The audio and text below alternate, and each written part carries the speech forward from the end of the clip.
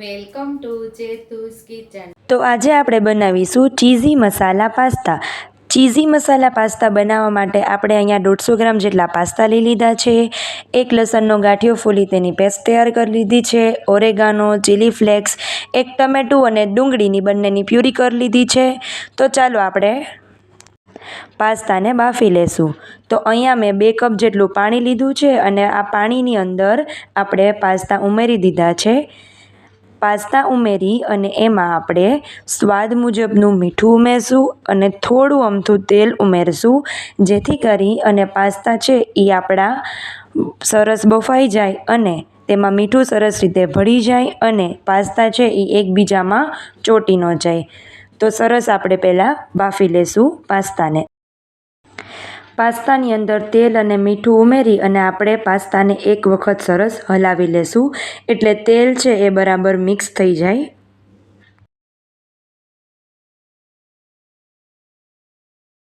આશરે 15 મિનિટથી આપણા પાસ્તા ચડે છે અને અહીંયા આપણા પાસ્તા છે એ બરાબર બફાઈ ગયા છે. એટલે તો હવે આપણે એને એક કાણાવાળા વાસણની અંદર કાઢી લેશું અને ઉપરથી આપણે 1 ગ્લાસ જેટલું ઠંડુ પાણી ઉમેરી દેશું. ઠંડુ પાણી ઉમેરવાથી આપણા જે પાસ્તા છે એ કૂક થતાં અટકી જશે, એટલે વધારે બફાશે નહીં. અહીંયા આપણે એક પેન લઈ લીધું છે અને પેનમાં આપણે બટર ઉમેરી દીધું છે. બટરને આપણે સરસ મેલ્ટ થવા દેશું.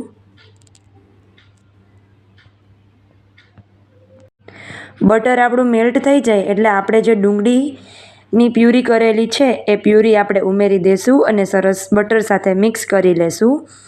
ડુંગળી છે એ આપણી થોડીક અમથી ગુલાબી કલરની થશે એટલે આપણે એમાં જે લસણ છે એ ખાંડીને રાખેલું છે એ ઉમેરી દેશું અને ટમેટાની પ્યુરી કરેલી છે એ ઉમેરી દેશું.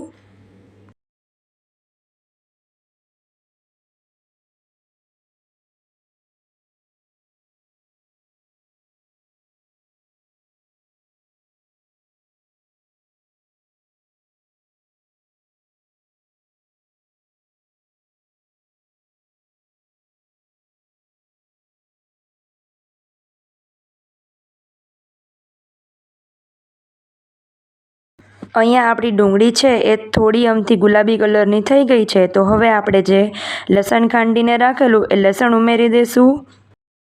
લસણને સરસ ડુંગળી સાથે મિક્સ કરી અને સાતળી લેશું. લસણ અને ડુંગળી આપણા વ્યવસ્થિત સતળાઈ જાય પછી એમાં આપણે જે ટમેટાની પ્યુરી કરીને રાખેલી એ ટમેટાની પ્યુરી ઉમેરી દઈશું અને એને પણ સરસ સાતળી લેશું. ટમેટાની પ્યુરી સરસ સતળાઈ જાય એટલે આપણે ટમેટાની પ્યુરી જે વાટકીમાં કરીને રાખેલી એ વાટકી જેટલું આપણે એમાં પાણી ઉમેરી દઈશું, એટલે આપણી જે પ્યુરી છે એ બળી ન જાય. પાણી ઉમેરી અને હવે આપણે સરસ મિક્સ કરી લેશું. અહીંયા હવે આપણે બધા મસાલા કરી લેશું. થોડી અમથી આપણે લાલ ચટણી પાવડર ઉમેરશું, ચીલી ફ્લેક્સ અને ઓરેગાનો ઉમેરી દેશું. સ્વાદ મુજબ મીઠું ઉમેરશું અને ઉપરથી થોડા લીલા ધાણા ઉમેરી દેશું. લીલા ધાણાનો સ્વાદ આ પાસ્તામાં ખૂબ જ મસ્ત એવો આવે છે. હવે આ બધું આપણે સરસ હલાવી લેશું અને મિક્સ કરી લેશું. આપણે જે મસાલો કરેલો છે એ ટમેટાની પ્યુરી અને ડુંગળીની પ્યુરીની અંદર સરસ ઉમેરાઈ ગયો છે અને સરસ મિક્સ થઈ ગયો છે. તો હવે આપણે અહીંયા ચીઝ સ્લાઈસ ઉમેરી દઈશું. અહીંયા મેં 2 ચીઝ સ્લાઈસનો ઉપયોગ કરેલો છે. ચીઝ સ્લાઈસ ઉમેરી દીધા પછી આપણે એમાં ફરીથી 1 વાટકી જેટલું પાણી ઉમેરી દઈશું, જેથી કરી અને આપણું જે ચીઝ છે એ મેલ્ટ થઈ અને પ્યુરીની અંદર સરસ ભળી જાય અને એકદમ ચીઝી એવા પાસ્તાનો સ્વાદ આવે. તો અહીંયા આપણું ચીઝ છે એ સરસ મેલ્ટ થઈ ગયું છે અને ક્રીમી એવું ટેક્સચર આવી ગયું છે. તો હવે અહીંયા આપણે પાસ્તા ઉમેરી દઈશું. તો હવે આપણે પાસ્તાને ગ્રેવી સાથે સરસ મિક્સ કરી લેશું.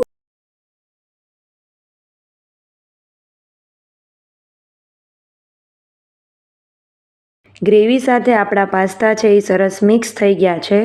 તો હવે આપણે આવા ચીઝી મસાલા પાસ્તાને સર્વિંગ પ્લેટમાં સર્વ કરી લેશું.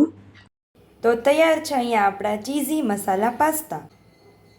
જો તમને મારી રેસીપી પસંદ આવી હોય તો મારી રેસીપીને લાઈક કરજો, શેર કરજો, સબસ્ક્રાઈબ કરજો, બેલ આઇકનને દબાવતા ભૂલતા નહીં અને કમેન્ટ બોક્સમાં કમેન્ટ કરજો કે મારી રેસીપી કેવી લાગી. તો આવજો.